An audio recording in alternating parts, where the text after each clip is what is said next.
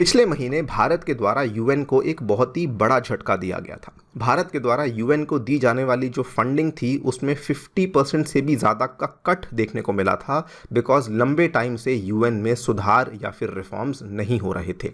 और अब ये मुद्दा फिर से सामने आया है और हमारी जो परमानेंट रिप्रेजेंटेटिव हैं यूएन में, श्रीमती रुचिरा कंबोज, उनके द्वारा कहा गया है कि the world can not wait any longer. And इसके साथ में उन्होंने ये भी मेंशन कर दिया है कि इस साल जो यूएन का सम्मेलन सितंबर के महीने में होने वाला है वो एक इम्पॉर्टेंट माइलस्टोन है। उसके पहले पहले हमें रिफॉर्म्स लाने की आवश्यकता है। अगर रिफॉर्म्स नहीं आते हैं उस केस में यूएन कंप्लीटली इररिलेवेंट हो जाएगा। एंड दिस टाइम अराउंड इनके द्वारा जो यहाँ पे रिफॉर्म्स की बात करी गई है, इन्होंने एक डिटेल्ड मॉडल को भी प्रेजेंट किया है जिसको कि G4 मॉडल ऑफ रिफॉर्म कहा जा रहा है।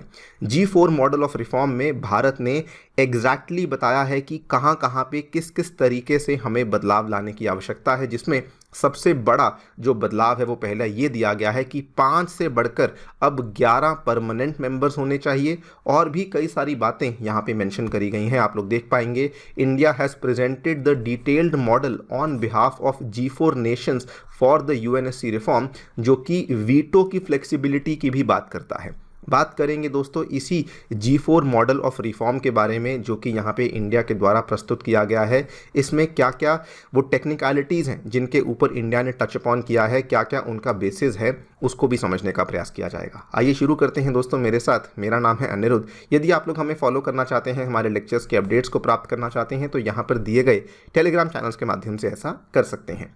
आगे बढ़ने से पहले आपको बताना चाहूँगा कि अनअकैडमी के प्लेटफॉर्म पे हम लोग दोस्तों आपके लिए करंट अफेयर्स का कैप्सूल कोर्स लेकर आए हैं जो कि ऑलरेडी शुरू हो चुका है। अभी इसमें मात्र एक क्लास हुई है। अगर आपने इसमें एनरोल नहीं किया है तो एनरोल कर सकते हैं। टोटल 24 से 25 लेक्चर्स में हम लोग आपके लिए कंप्लीट जो करंट अफेयर्स का आपका सिलेबस है उसको कंप्लीट करवाएंगे फॉर 2024। और ये कोर्स ऑफलाइन और ऑनलाइन दोनों ही मीडियम्स में हम लोग आपके लिए कंडक्ट करवा रहे हैं।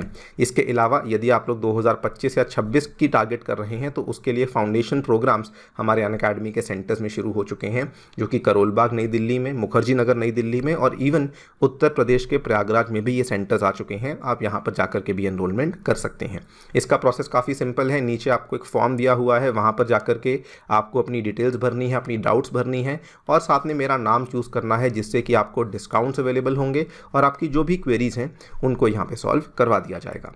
All right, directly coming to the point, basically inter governmental negotiations चल रही थी on the security council reform, जिसमें कि इनपुट्स मांगे गए थे भारत से कि भारत किस तरीके से यूएनएससी में जो सुधार है वो चाहता है। तो इस बार भारत ने कोई यहाँ पे आलतू फालतू की बात नहीं करी। Directly Bharat came to the agenda and G4 nations का जो हमारा प्रॉपर मॉडल ऑफ रिफॉर्म है उसको पेश किया गया। कुल मिला के 2 बड़ी बातें कही गई हैं। पहला ये कि new permanent members should be elected democratically by the general assembly and दूसरा वीटो का जो मुद्दा है उसको लेकर हमें फ्लेक्सिबिलिटी देखने को मिलनी चाहिए। ये जो G4 मॉडल जो वर्ड इस्तेमाल किया जा रहा है, ये रुचिरा कंबोज जी के द्वारा ही अपनी स्पीच में मेंशन किया गया था कि ये जो मॉडल है हम लोग ब्राज़ील, जर्मनी, जापान और इंडिया के बिहाफ पे इस मॉडल को यहाँ पर प्रस्तुत कर रहे हैं। वैसे आपने G4 का नाम पहले भी सुना होगा। तो G4 कंट्रीज़ काफ़ी लंबे टाइम से यूएनएससी के परमानेंट मेंबरशिप की डिमांड कर रही थी, जिसमें हमारा भारत आता है, उसके बाद ब्राज़ील आता है, उसके बाद जर्मनी और उसके बाद जापान भी आता है। लेकिन इस टाइम इन्होंने जो मॉडल पेश किया है वो थोड़ा सा अलग है। सबसे पहले तो इंडिया ने ये कहा है कि जो यूएनएससी की परमानेंट मेंबरशिप है उसमें फ़िलहाल कितने मेंबर्स होते हैं, उसमें फ़िलहाल 5 तो परमानेंट होते हैं और 10 नॉन परमानेंट मेंबर्स होते हैं जिनको कि 2-2 साल के टेन्योर के लिए चुना जाता है। ये 5 परमानेंट आपको मालूम होगा, चाइना है, उसके बाद यूके है, उसके बाद आपका फ्रांस है, उसके बाद आपका यूएसए है एंड आपका रशिया देखने को मिलता है। लेकिन जो बाकी नॉन परमानेंट मेंबर्स हैं वो 10 होते हैं, लेकिन उनका जो टेन्योर होता है ये छोटा होता है। इंडिया ने मांग करी है कि ये वाले जो तो 5 हैं, इन 5 को तो बढ़ा करके हमें कम से कम 11 करना चाहिए और ये जो 10 हैं इनको बढ़ा करके 14 या फिर 15 कर देना चाहिए। मतलब कि जो नया यूएनएससी का काउंसिल बनेगा उसमें टोटल मेंबर्स कम से कम 25 से 26 होने चाहिए, जिसमें 11 परमानेंट होंगे एंड 14 या फिर 15 आपके जो मेंबर्स हैं वो नॉन परमानेंट मेंबर्स देखने को मिलेंगे। यहाँ पर भी इंडिया ने बताया है कि जो नए 6 मेंबर्स को यूएन को चुनना चाहिए, उन 6 नए मेंबर्स में 2 मेंबर्स आने चाहिए कम से कम अफ्रीकन स्टेट्स से, 2 मेंबर्स आने चाहिए एशिया पैसिफिक स्टेट से, 1 आना चाहिए लैटिन अमेरिका से और 1 आना चाहिए वेस्टर्न यूरोप से या फिर दूसरी स्टेट से। ये वाले एरियाज़ आपको मैप पर दिखा देता हूँ। तो मेंशन किया गया एरिया नंबर 1 तो अफ्रीकन स्टेट्स हैं, तो ये तो क्लियर है, अफ्रीकन स्टेट से आना चाहिए एक तो पूरा। उसके बाद एशिया पैसिफिक की बात करी गई है, तो एशिया पैसिफिक में आपकी ये वाली स्टेट्स आती हैं, जिसमें कि south Asia, south east Asia, ये सारी की सारी कंट्रीज़ जो कि हमें पैसिफिक ओशन के साथ भी जिनका बॉर्डर टच होता है। उसके बाद लैटिन अमेरिका की बात करी गई है, तो लैटिन अमेरिका मतलब कि ये हो गया, और कहा गया है साथ में कैरिबियन, मतलब कि कैरिबियन में ये वाली भी आपकी स्टेट्स आ जाती हैं।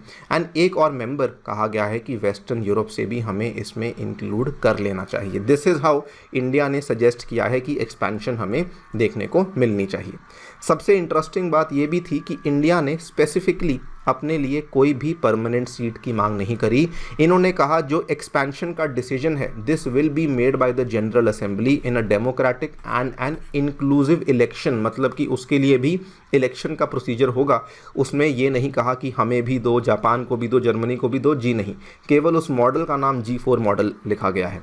केवल ये मांग करी गई है कि ग्लोबल साउथ को ज़्यादा रिप्रेजेंटेशन देने की आवश्यकता है, एशिया को, लैटिन अमेरिका को, इन सभी को ज़्यादा रिप्रेजेंटेशन देने की आवश्यकता है, बिकॉज यूएन बहुत साल पहले बना था और अब काफ़ी सारे नए चेंजेस आ चुके हैं, नई रियलिटीज़ देखने को मिली हैं।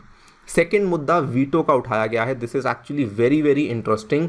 G4 मॉडल में कहा गया है कि वीटो को लेके फ्लेक्सिबिलिटी होनी चाहिए। आपको बता दूं कि फ़िलहाल क्या होता है, जो 5 परमानेंट मेंबर्स हैं, टोटल तो 5 + 10 मेंबर्स हैं जो कि नॉन परमानेंट हैं, लेकिन दोस्तों वीटो केवल इन 5 परमानेंट मेंबर्स के पास होती है। जो बाकी के 10 हैं, इनके पास वीटो पावर अवेलेबल नहीं होती। एंड इतिहास इस चीज़ को जानता है कि ये जो 5 मेंबर्स हैं, इसमें से हर एक मेंबर ने किसी ना किसी टाइम पे अपनी वीटो का गलत इस्तेमाल किया है। USA, रशिया तो काफ़ी बार कर चुके हैं, चाइना भी कई बार अपनी वीटो पावर का गलत इस्तेमाल कर चुका है। इंडिया ने यहाँ पर इस मुद्दे को लेकर काफ़ी अलग तरीके से मेंशन किया है। They have said we should not allow the veto issue to have a veto over the process of council reform itself, मतलब कि काउंसिल का जो रिफॉर्म है, इसमें हमें वीटो पावर का इस्तेमाल नहीं करना चाहिए, मतलब वहाँ पर वीटो का मुद्दा नहीं आना चाहिए। मतलब कि क्लियरली काउंसिल में रिफॉर्म्स का जो प्रोसेस है वो स्मूथ होना चाहिए। वहाँ पर जो ये 5 कंट्रीज़ हैं, इनको अपनी वीटो पावर का इस्तेमाल नहीं करना चाहिए। एंड फर्दर ये भी मेंशन किया गया है कि जो नए मेंबर्स लाए जाएंगे, उनके पास भी जो वीटो पावर होगी वो भी फ्लेक्सिबल होनी चाहिए, इतनी रिजिड नहीं होनी चाहिए कि अगर कोई चेंजेस लेकर आने हैं तो वो कभी आ ही ना सकें। ये 2 मुद्दे हैं जो कि इस G4 मॉडल में इंडिया के द्वारा सामने रखे गए हैं।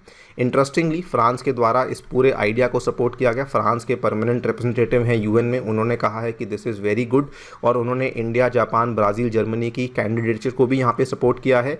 उसके बाद USA के द्वारा भी इस आइडिया को सपोर्ट किया गया है, और USA ने ये भी कहा है कि अफ्रीकन कंट्रीज़ को, लैटिन अमेरिकन कंट्रीज़ को भी हमें डेफिनेटली रिप्रेजेंटेशन यूएन के अंदर देनी ही चाहिए। अब देखते हैं क्या होता है।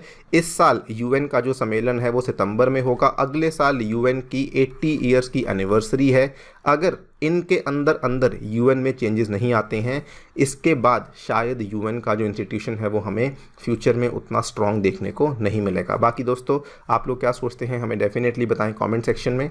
जाने से पहले बताना चाहूँगा कि अनअकैडमी आपकी UPSC प्रीलिम्स 2024 की तैयारी को और स्ट्रीमलाइन करने के लिए कुछ पॉडकास्ट लेकर आई है, जिनको अगर आपने अभी तक नहीं देखा है तो डेफिनेटली जाकर के देखिए। Thank you so much for listening, stay tuned.